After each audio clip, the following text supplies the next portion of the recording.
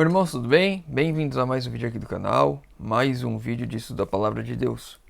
Hoje, continuando o nosso ano bíblico, nós vamos ver o DJ de Todas as Nações, capítulo 33, quem são os meus irmãos.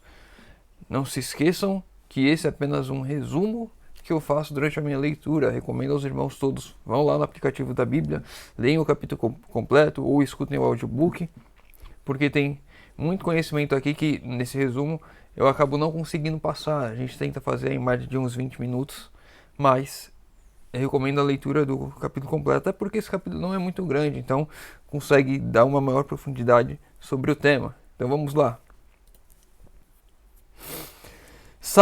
Sabiam que tumulto suas palavras e obras ocasionavam, e não somente se alarmavam com as odiosas declarações dele. Essas pessoas que sabiam eram os irmãos de Jesus, os filhos de José. Mas ficavam indignados com a acusação que fazia aos escribas e fariseus. Ou seja, eles achavam ruim por causa do tumulto das palavras de Jesus e ficavam indignados pelas acusações aos escribas e fariseus. Eles eram adeptos dos ensinamentos religiosos do tempo em que eles viviam. Resolveram persuadi-lo ou constrangê-lo a deixar esse método de trabalhar e induziram Maria a unir-se a eles, pensando que, em vista de seu amor por ela, poderia conseguir levá-lo a maior prudência. Que importante para nós refletirmos, porque muitas vezes pessoas dentro dos nossos lares vão estar incomodadas com aquilo que pregamos. Pessoas próximas, né? Não necessariamente dos lares dele, porque essas pessoas já estavam o quê? Já não faziam mais parte do convívio diário de Jesus, mas foram pessoas que estavam ali com ele durante toda a vida dele. A família estava querendo agora colocar obstáculos para a pregação. E muitas vezes, em nossos lares, a família vai ir contra o que devemos viver ou como devemos viver. Seja qual for o pecado, se a alma se arrepende e crê, a culpa é lavada no sangue de Cristo. Mas aquele que rejeita a obra do Espírito Santo assume uma posição que impede o acesso ao arrependimento e à fé. Seja qual for o pecado, não importa o pecado que você cometeu, adultério, assassinato, roubo, não importa o pecado, a impaciência, todos os pecados podem e serão perdoados àqueles que se arrependerem, àqueles que lavarem as suas vestes no sangue de Cristo. É pelo Espírito de Deus é pelo Espírito que Deus opera no coração quando o homem rejeita voluntariamente o mesmo. Não, peraí. Mas aquele que rejeita a obra do Espírito Santo assume uma posição que impede o acesso ao arrependimento e à fé. Se eu rejeito a obra do Espírito Santo em minha vida, eu não me arrependo. É o Espírito Santo que traz o arrependimento em mim. O arrependimento não é um fruto meu, é um fruto do Espírito atuando em minha vida.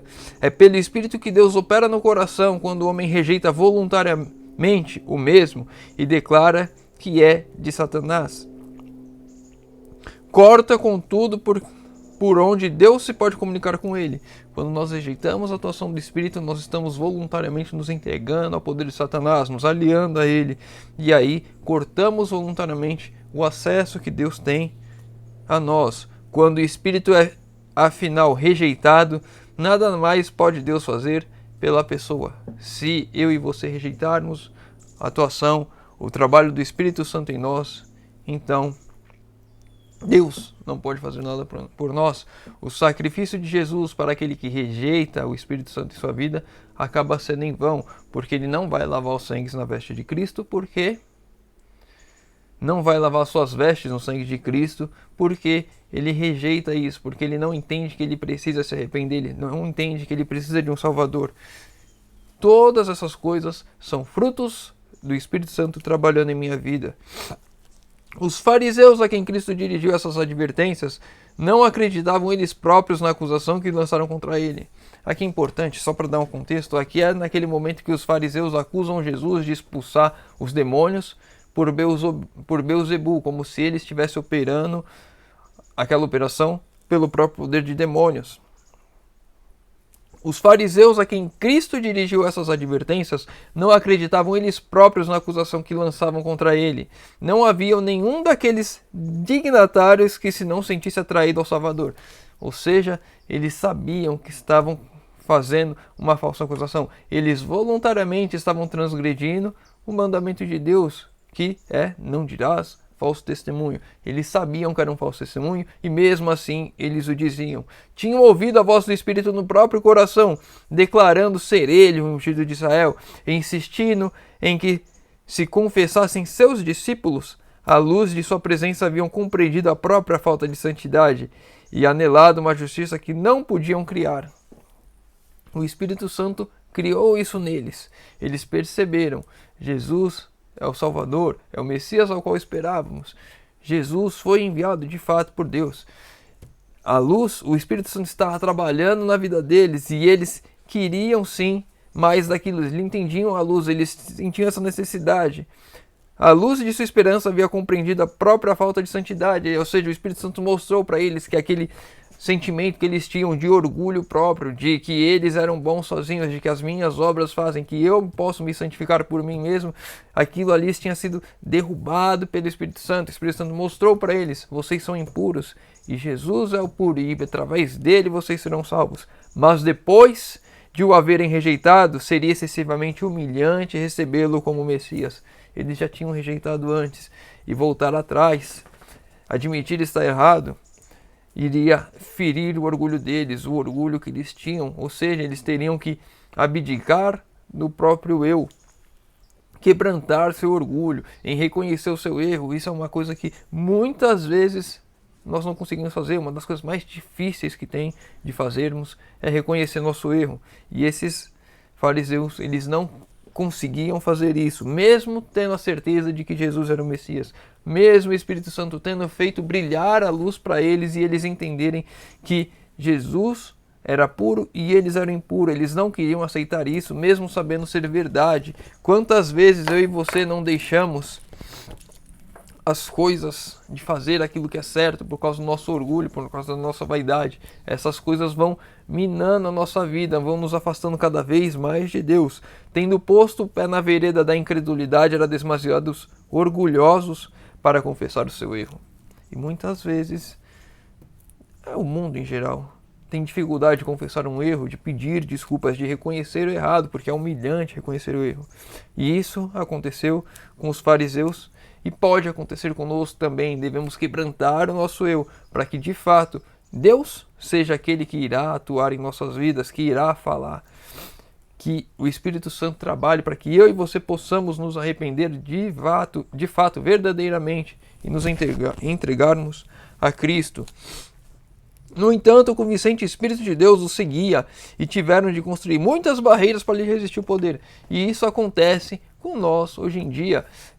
Quando nós reconhecemos estamos errados, isso você vai ver muitas pessoas, a palavra é aberta, é exposta, é mostrada a verdade, ela coloca uma barreira, e aí ela vê que aquela barreira não serve, coloca outra, e vai colocando, dificultando, porque ela não quer de fato aceitar a verdade, não quer conhecer que está errado, ou não quer mudar.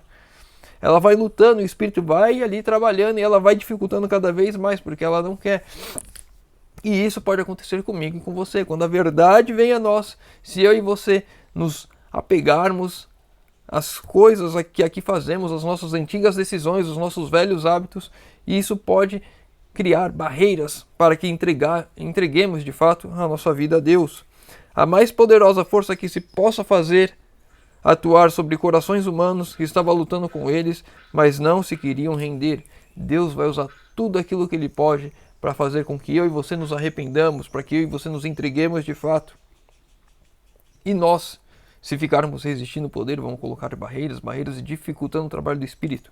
Até o momento em que endurecemos tanto o nosso coração, colocamos tantas barreiras, que não permitimos mais o trabalho de Deus em nossas vidas e Ele se retira aceitando a sua decisão, depois de muito insistir. Não é Deus que cega os homens ou lhes endurece o coração, envia-lhes luz para lhes corrigir os erros e guia-los por veredas seguras. É pela rejeição dessa luz que os olhos cegam o coração e o coração se endurece. é pela rejeição da luz. Quando eu recebo luz, eu rejeito a luz, meus olhos cegam e o coração endurece. Muitas vezes o processo é gradual e quase imperceptível. Pouco a pouco, a luz vem, eu rejeito, a luz vem, eu rejeito. Essas mensagens que estamos falando aqui são mensagens de mudança de vida hoje, de permitir com que Cristo viva em mim hoje. E quando eu vou rejeitando, porque eu olho para o meu eu e entendo ser impossível por mim mesmo fazer isso e não acredito que Cristo possa me transformar, então eu vou cada vez mais me cegando, cada vez mais me mergulhando em trevas. Estavam convencidos de ser Cristo assistido por um poder divino, mas a fim de resistir à verdade, atribuíam a obra do Espírito Santo a Satanás. Procedendo desse modo, escolhiam deliberadamente o engano, renderam-se a Satanás e daí em diante foram regidos por seu poder.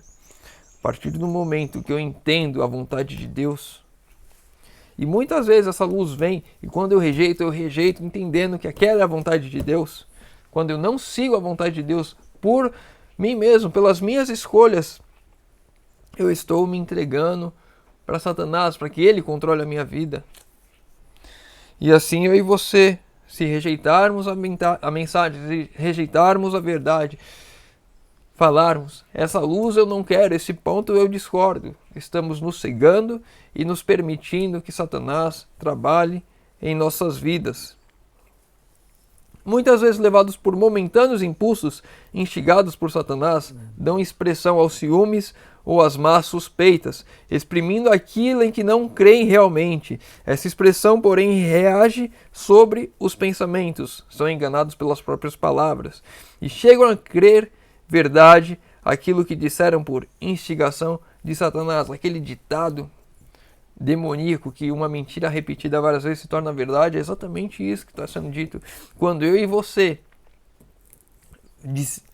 falamos por algum impulso, por algum momento, uma mentira, como eles falaram por impulso ali, pelo momento, pelos ciúmes, pela tristeza, pelo ego de não querer reconhecer a Jesus, entendendo que o erro deles de já terem rejeitado, quando eles falaram por impulso, você expulsa demônios por Beelzebub, eles estavam ali agora começando a dar vida àquilo ali, querendo repetir várias vezes aquela mensagem para se tornar uma verdade para eles.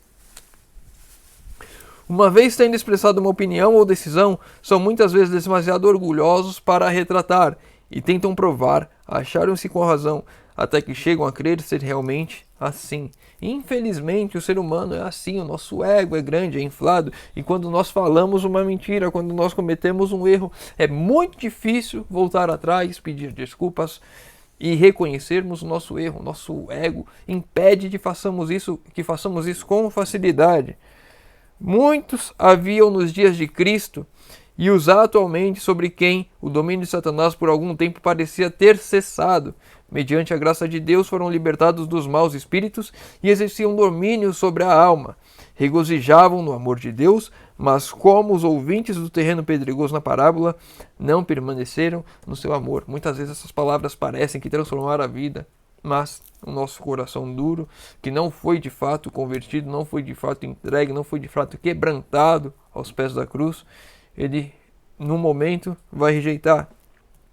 Cabe a nós, todos os dias, quebrantarmos o nosso coração, nos apegarmos aos pés da cruz, para que o meu eu, o meu ego, não volte a tomar conta de mim. Porque se em algum momento eu abri meu coração para Cristo e Ele começou a fazer a obra em mim, se eu der um passo atrás, é o meu pior erro. Não se entregam diariamente a Deus para que Cristo habite no coração, e quando o mau espírito voltou, com outros 7 espíritos piores do que ele, foram inteiramente dominados pelo poder do mal.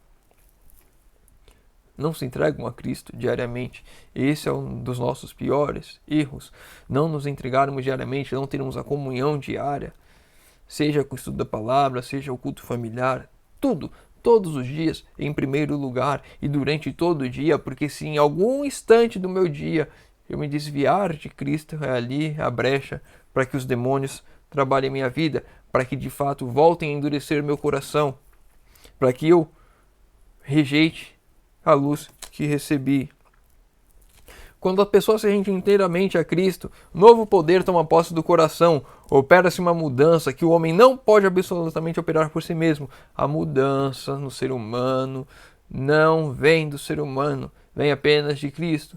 Tudo posso em Cristo. Eu posso, de fato, ser uma nova criatura em Cristo. Por mim mesmo, eu não posso fazer isso.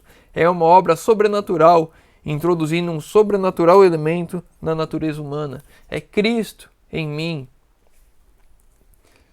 Temos inevitavelmente de estar sob o domínio de um ou de outro dos dois grandes poderes em conflito pela supremacia do mundo. Não tem muro, não tem meio termo, não depende. É um ou outro, nunca os dois. Não é necessário que escolhamos deliberadamente o serviço do reino das trevas para cair sobre o seu poder. Eu não vou dizer assim, eu escolho Satanás, então agora eu estou no poder dele. Se eu não escolher a Cristo, eu já estou no poder de Satanás. Se eu não estiver com Cristo diariamente, eu já estou sob o poder de Satanás, sob o poder das trevas. Basta negligenciarmos fazer aliança com o reino da luz. Se não cooperarmos com os instrumentos celestes, Satanás tomará posse do coração e torná-lo a morada sua. A única defesa contra o mal é Cristo habitar no coração, mediante a fé em sua justiça. A única defesa contra o mal, a única defesa que eu e você temos é Cristo habitando em mim. A mais comum manifestação do pecado contra o Espírito Santo é desprezar persistentemente o convite do céu para se arrepender. Todo passo na rejeição de Cristo é um passo no sentido a rejeitar a salvação, e para o pecador, contra o Espírito Santo. Todo passo na rejeição de Cristo é um passo no sentido de rejeitar a salvação. Cada rejeição de luz, cada barreira que eu coloco, o meu coração se endurecendo cada vez mais, esmagando a semente, é um passo para a perdição, é um passo rejeitando a salvação. A inimizade ateada no coração humano contra o Evangelho experimentou vivamente o Filho de Deus. Foi-lhe mais penosa no próprio lar, pois tinha o coração cheio de bondade e amor e apreciava a terna consideração das relações familiares. Dentro da família, Cristo foi rejeitado pelo Evangelho. E ele experimentou isso muito mais do que eu e você possamos experimentar algum dia. Mas, tendo o exemplo de Cristo, podemos sim ser rejeitados dentro do nosso próprio lar. Sem censuras eram vivas provações a sua alma, consumia-se e enchia de aflição. Professavam fé em Deus e o julgavam estar reivindicando quando o tinham ao próprio lado em carne e não o reconheciam. Os irmãos de Jesus censuravam Jesus e colocavam para ele provações e aflições justamente por causa disso. Porque eles rejeitavam o Deus vivo ao lado deles, porque eles entendiam que eles adoravam a Deus, mas Deus não era Cristo, rejeitado pela própria família. Vamos para os dois últimos textos de hoje. Os que são chamados a sofrer por amor de Cristo, que têm de suportar injustos conceitos e desconfianças, mesmo no próprio seio da família, podem encontrar conforto no pensamento de haver Jesus sofrido mesmo. Você está sendo rejeitado porque aceitou o Evangelho, porque quer uma mudança de vida. Agora você já não faz as coisas que você fazia antes e a sua família já não gosta tanto disso? Parabéns, Jesus viveu o mesmo. Temos conforto em Cristo, porque Ele sofreu isso. E se nós estamos sofrendo isso, sinal que estamos andando no caminho que Ele andou. Ele é tocado de compaixão por eles, convida-os a serem seus companheiros e a salvar alívio onde ele próprio o encontrava, e a buscar alívio onde ele próprio o encontrava, na comunhão com o Pai, o alívio que eu e você temos. Para isso temos conforto em Cristo, porque ele sofreu isso também, e temos o alívio a essas dores na comunhão com Deus Pai. Para a gente encerrar, Cristo ama os seres celestiais que lhe circundam o trono. Mas quem explicará o grande amor com quem nos tem amado? Como é que nós vamos explicar o amor de Deus por nós? Os seres celestiais estão lá, adoram Ele, estão ao lado dele, não o rejeitam, não colocam provas e tentações sobre a vida dele. Mas como vamos explicar Eu e você, quando o nosso pecado é uma ferida, novamente, é uma das feridas que Cristo sofreu. Toda vez que eu peco, é uma ferida causada em Cristo, porque Ele carregou os meus pecados. Não o podemos compreender, mas podemos sabê-lo real em nossa própria vida. O amor de Cristo é real na minha e na sua vida. Basta que aceitemos, basta entregarmos a nossa vida de fato. E Ele vai fazer uma mudança, uma operação em nossas vidas que eu e você não podemos fazer, não conseguimos compreender. Mas Ele vai fazer e Ele vai operar. Quando nós percebermos, já estaremos transformados. Quando nós vemos a história de João, o filho do trovão, nós não sabemos em que momento ele se tornou o discípulo amado. E nós entregamos a nossa vida diariamente a Cristo, todos os dias em comunhão com Deus, não rejeitando a luz que recebemos.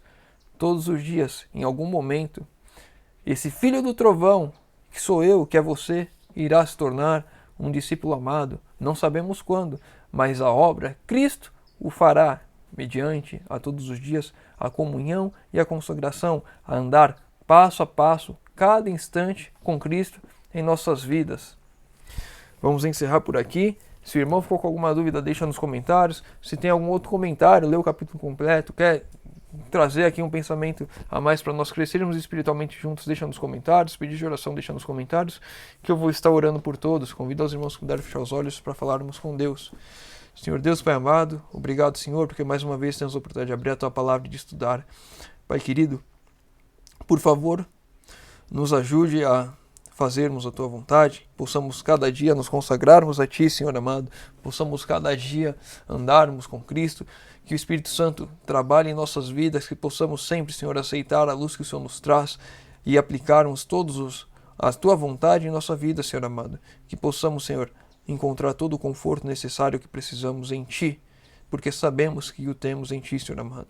Não conseguimos compreender o Teu amor, mas sabemos que o Senhor nos ama e na cruz Jesus mostrou esse amor por todos nós e esse amor pode vir ao nosso encontro hoje, Senhor amado. Por favor, derrama o Teu Santo Espírito sobre nós, que possamos ser transformados hoje para a honra e glória do Teu santo nome, Senhor. Te pedimos em nome de Jesus. Amém. Meu irmão, fica com Deus e que Deus te abençoe.